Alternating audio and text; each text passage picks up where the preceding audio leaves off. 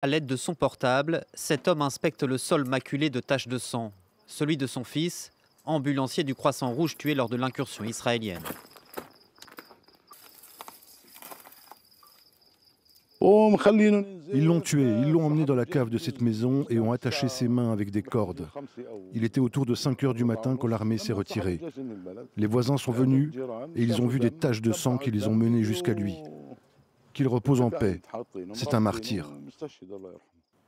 Cette incursion à Kfar Dan fait partie d'une opération à grande échelle menée par Israël depuis mercredi soir en Cisjordanie. L'armée a annoncé avoir tué 5 combattants dans un raid nocturne sur une mosquée. Le djihad islamique a confirmé la mort d'un de ses commandants.